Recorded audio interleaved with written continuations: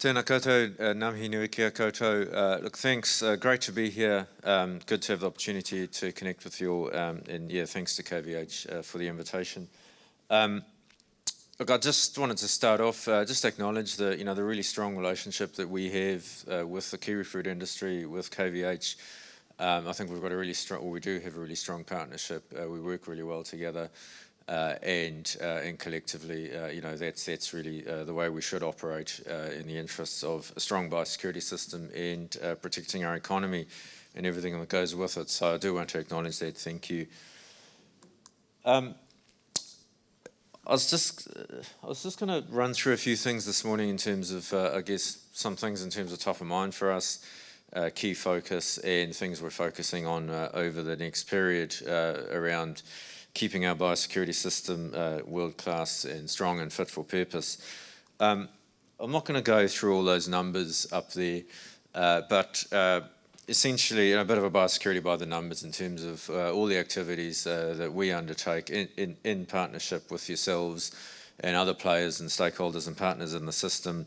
And it's a busy space, biosecurity, as you know, of course. And there's always lots on, and we cover a whole range of things. But you look at the breadth of the system. These are figures over the last year or so. Offshore, our audit program, import health standards, 48 of those produced in the last year, 51 offshore audits. On the border, things are going gangbusters on the border again in terms of passenger numbers, cargo, cruise vessels, inspections on the border, high compliance rate. We're seeing 98.7% of passengers being compliant with the biosecurity rules when they come over the border. Our surveillance programs, 1,300 odd reports last year to our hotline that resulted in investigations. So people doing the right thing, calling in and reporting things. And then programs, response programs, long-term programs, Bovis going really well, Wildings, Wallabies, those big long-term things that we have underway. And the business pledge, 145 odd members signed up to the business pledge, fantastic initiative, and businesses and partners leaning in and doing the right thing for biosecurity. So, Biosecurity New Zealand, us part of MPI, the Ministry for Primary Industries. I mean, what are we all about, really? What are we here for? It's really to lead the biosecurity system, lead and deliver a strong system for New Zealand that protects New Zealand and delivers, supports the delivery of strong economic growth. That's really, what we're here for and what our people get up every day and go to work to do.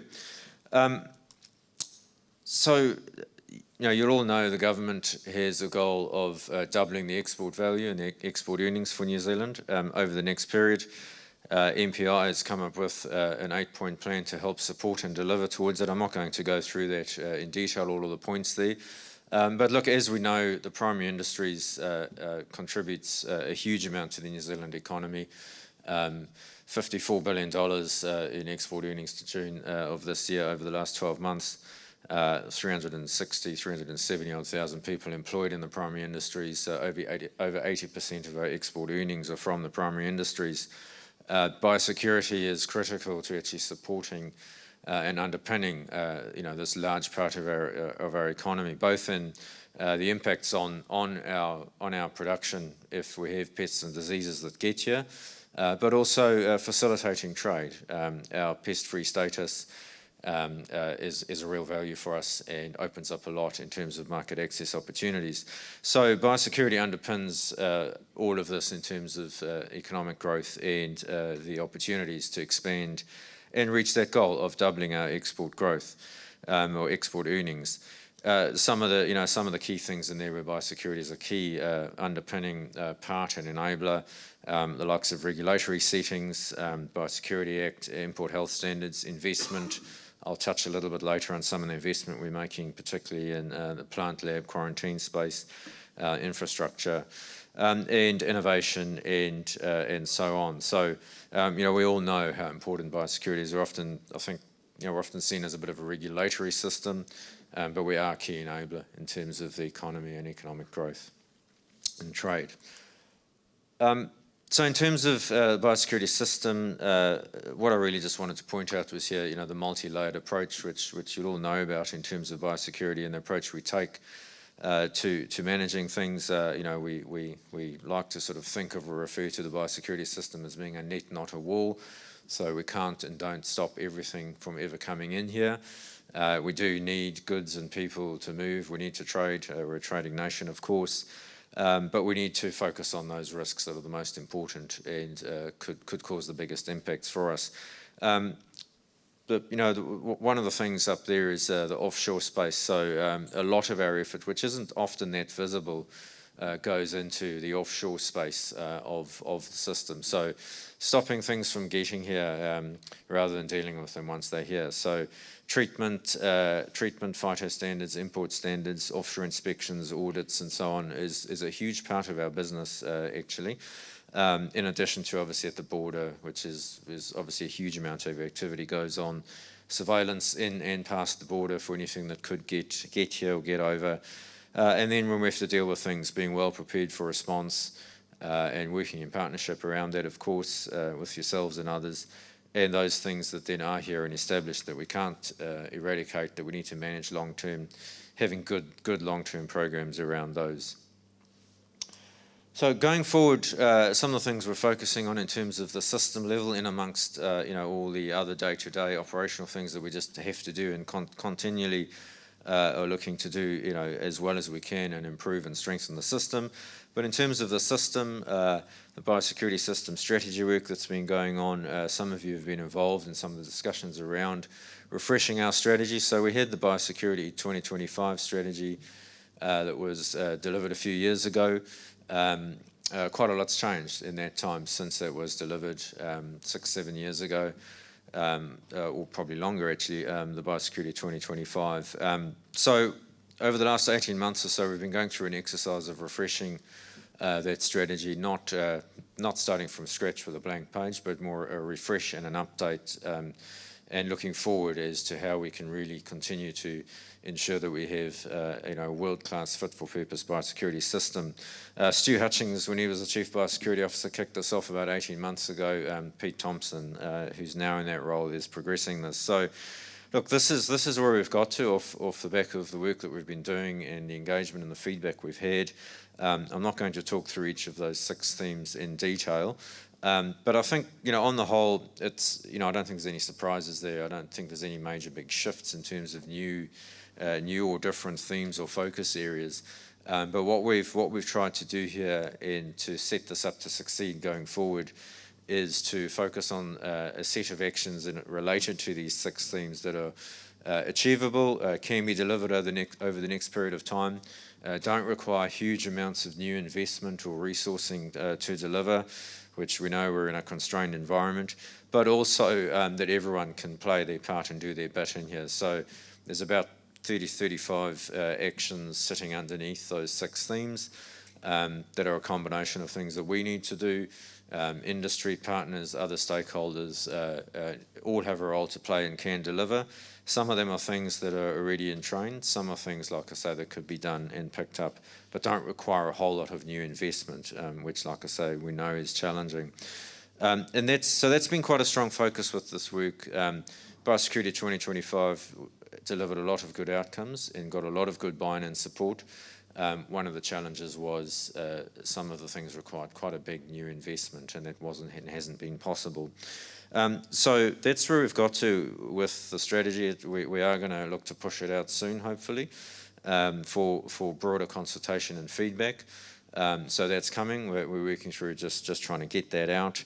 And then what we really would like to do, finalise that, of course, and collectively we probably want to form a smallish sort of oversight group of us, some of yourselves, other stakeholders and partners to actually oversee and make sure that this stays alive and gets delivered over the next few years to keep improving our biosecurity system.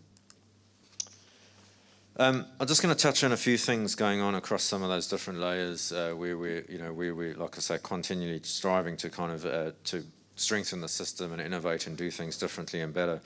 Import health standards. So import health standards are a huge part of making sure that goods and things that people bring and come into New Zealand are safe and protect us from the main biosecurity risks.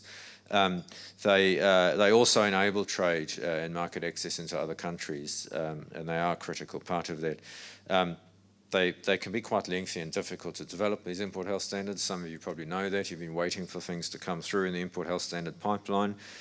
We've been doing a lot of work to try and streamline and make that go faster, being smarter in terms of the risk assessments, grouping them up into groups of commodities, covering multiple countries and products, etc. And we are starting to see some gains of that. Some of these import health standards have previously taken about 7 years to develop. We got them down to about 2 years. We think we can go further than that and do them quicker. We've had 48 to 50 odd in the last year. And a couple of breakthroughs there. The group of 7 citrus import health standards that we did in 2022, that led to market access for New Zealand exports of strawberries and squash to Vietnam, blueberries into South Korea. So, these things make a bigger difference than also the biosecurity protections here. So import health standards, that's, like I say, a big area for us. We're also looking at improving the pathway for plant germplasm into New Zealand, so the quarantine is critical and important. But we do know from running a quarantine program for many years that we can probably in some cases reduce the time in quarantine for some germplasm, which also helps bring the costs down to users of that service as well. And we're also looking at greater use of offshore facilities and having the certainty and the confidence around those, and reducing the time in quarantine in New Zealand at the different levels. That's probably coming out in September for feedback and consultation on that. The last one there, the product import-export register, we've digitised a whole lot of our import health standards. There's thousands of these things that you probably know are quite clunky to navigate. We've digitised them, put them on our website. Really popular. We get about 70,000 visits a month to that website. Next phase of that is to digitise and get the data further developed so that they're more easily searchable, more intuitive. You could type in how do I export or import whatever, and it'll spit that out easier and quicker for you. So that's the next phase of pushing that along. On the border, lots of work going on, and we really are looking to drive with technology and innovation at the border. The New Zealand Traveller Declaration, those of you that have travelled overseas and come back in the last 12, 18 months, you've probably hopefully had the opportunity to fill in a digital form, a digital declaration instead of the old paper card. We're getting up to 40-45% of travellers using that now. The Australians are looking towards trying to do a similar thing. It's not only replacing the paper with a digital form, it's actually the data that we get from that is so much richer, and the questions we can ask and the analytics that we can do ahead of passengers arriving to smooth things at the airport and allow us to focus on the higher risk passengers and goods that we're more concerned about. So 70 to 80% in some cases of passengers are really low risk. So they're either Kiwis, Aussies particularly, with Trans-Tasman Travel, who have been on business for a few days in Sydney, Melbourne, etc., don't have any risk goods, know the rules. We don't need to spend a lot of time focusing on searching those people, but we do need to on other passengers, and this helps us really mine that information, get those people out the airport quicker, focus on the goods and the baggage and the things we really need to look at closer. Related to that, with customs and immigration, we'll be upgrading the e-gates and looking to incorporate those e-gates or electronic gates into the biosecurity side of things over the next couple of years. X-rays, our X-rays need replaced. We're looking at new X-ray technology, 2D, 3D, and algorithms for smarter scanning, etc. around all that.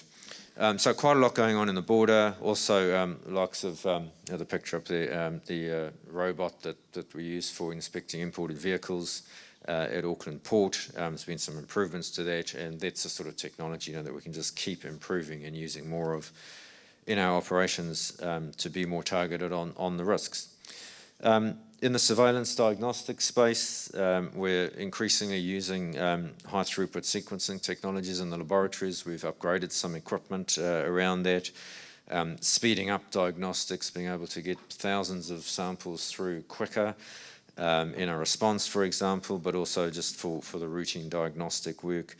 And in the surveillance space, looking at smarter use of trapping technologies, remote sensing, hyperspectral imagery, etc., for diagnostics, for disease management response, and there's a lot of opportunities there. As we know, technology improves. The things our people in the lab are using now compared to 10, 15 years ago. In 10, 15 years' time will be totally different again. AI as well, and the data and information we can get from that. Some of you will know, we've recently built 12 new glasshouses for plant quarantine in Auckland at Mount Albert, while we also work towards building a bigger brand new plant lab that we're hoping to have ready for 2028. The current one is way past its lifespan. So those 12 glasshouses, we're looking to open those later in the year to provide a new service for plant quarantine and help ease some of the backlog and the demand there. And we've started work on early earthworks, so retaining walls and levelling the site and so on, to get ready for the new lab, which, subject to Cabinet's approval next year, we'd hope to get started on construction of that next year, which will be a fantastic asset for biosecurity and for New Zealand, and is badly needed, so it's quite exciting. And look, lastly, I did just want to talk about partnerships and how critical partnerships are for biosecurity. We're the lead part of the government agency that administers the system. But there's no way we can or should lead everything and do everything, and we can't. And it takes everyone to play their part in biosecurity.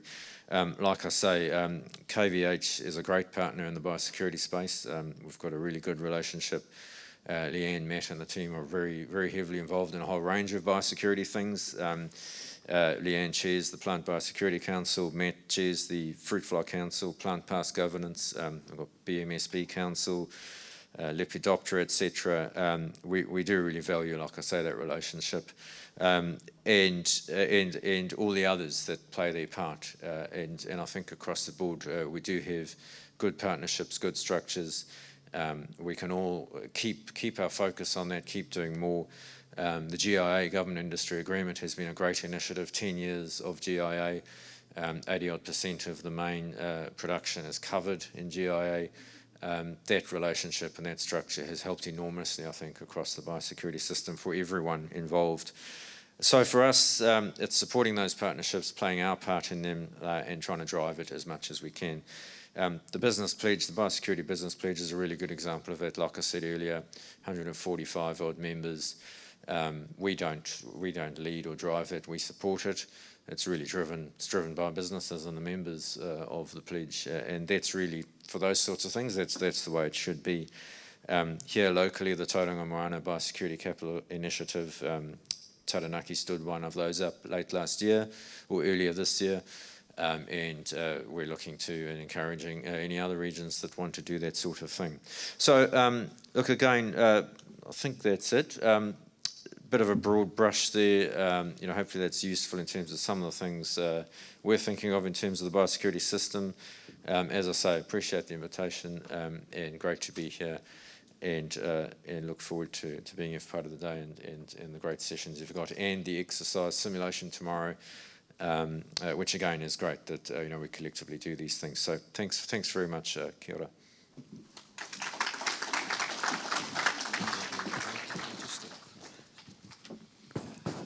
Thank you, Stu, and thanks for taking us through not only the focus in biosecurity in New Zealand, but the vision of the future, focusing on the government's priorities, particularly around about doubling exports, but giving us a bit of a journey through the system.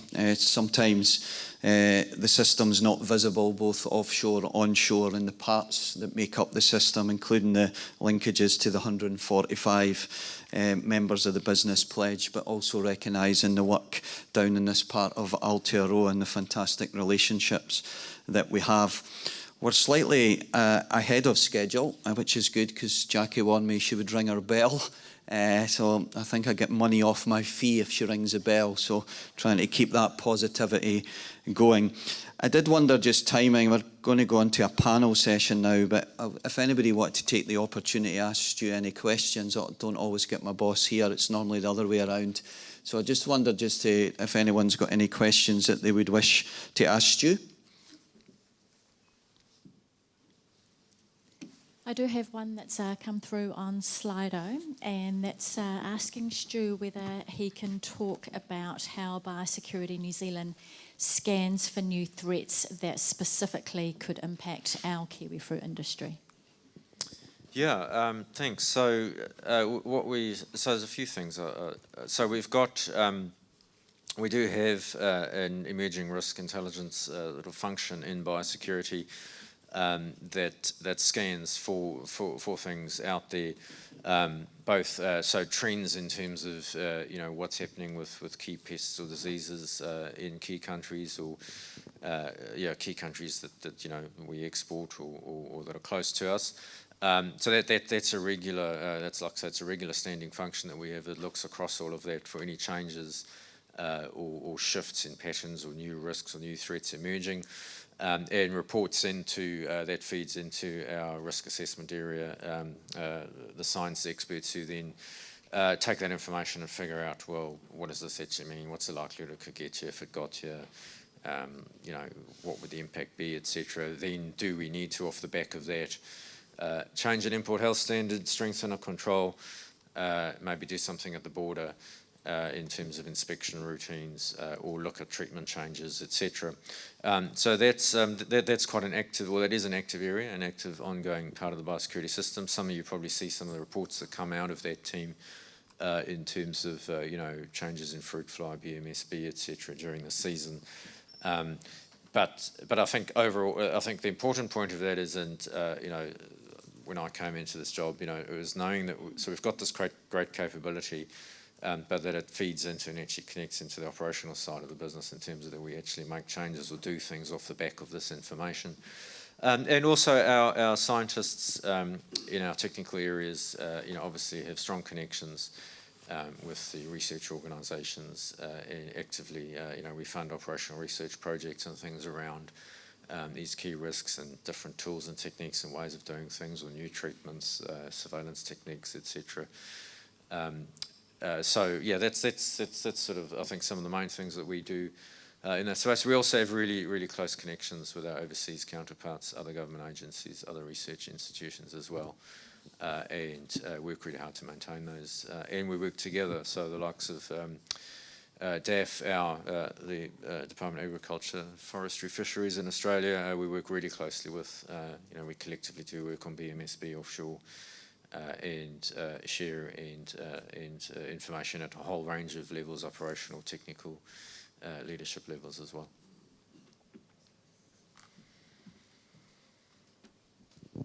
Hi, Mel from Zespri. Just wondering, with the new Ministry for Regulation, if you will be providing much insight into their review in regards to our ability to be responsive with new chemistry, especially in regards to a biosecurity incursion? Yeah, that's early days, but obviously, yes, that's been signalled, and that's one of the key first areas that they're looking at, the Ministry of Regulation. And yes, we will certainly be feeding strongly into that, and we're us with the EPA, very much engaged with that, and we will be.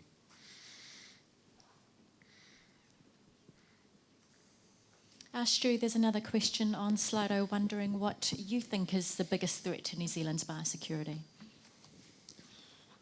That's an easy one. Look, I mean, I think so. I think the biggest thing is so there's a whole number of threats, of course, that could always hit us at any time. We're always worried about foot and mouth disease or BMSB, or we've got avian influenza that we're focusing on quite a bit at the moment. So there's always those ever-present threats. I think though overall the big thing is that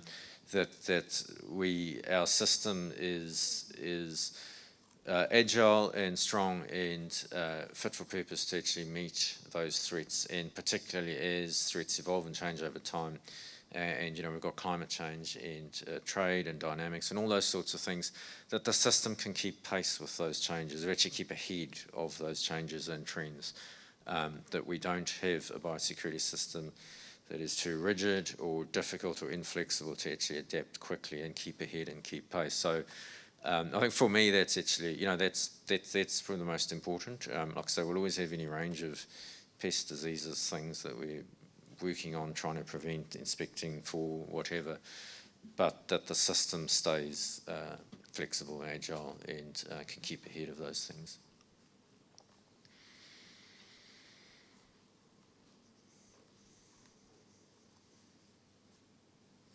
I'll ask the positive side of that one.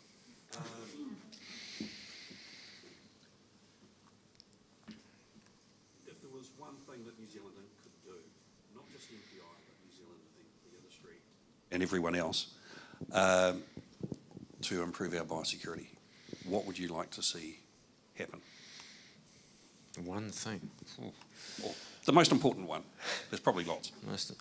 Yeah, I mean, so probably, what's probably the first thought I have there is, and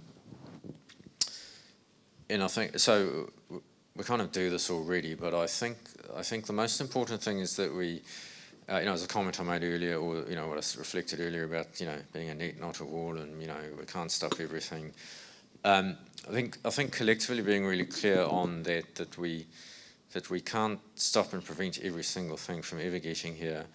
But what we need to do is focus on the highest priority risks or threats, and if we've got collective clarity on what those are, and how we position and organise ourselves around that, I think we've been really successful as a country, and part of it's geography, of course, but we've been really successful as a country at managing our biosecurity and getting rid of things when they have got here, and dealing with them quickly and eradicating. But that's unrealistic to expect that to happen all the time with every single thing. And the increasing pressure in terms of climate change, increasing risks, trade, different types of dynamics that have changed and are changing with that. There are some things we're going to have to accept, that if they get you, or when they do get you, well, we just have to manage them and deal with them, or live with them. And I don't think there's enough of that collective understanding. I think we get ourselves into quite a bit of difficulty with some of these things, of demands or very high expectations to deal with this. It doesn't matter how much it's going to cost, do it. It's a failing of the biosecurity system that this came in, and collectively, I think that's collectively we can. It would be good to get a more collective understanding and focus around those aspects. Yeah.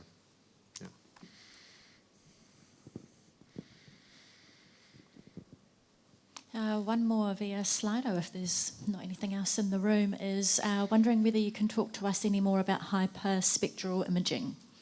Oh, well, got some notes here on it.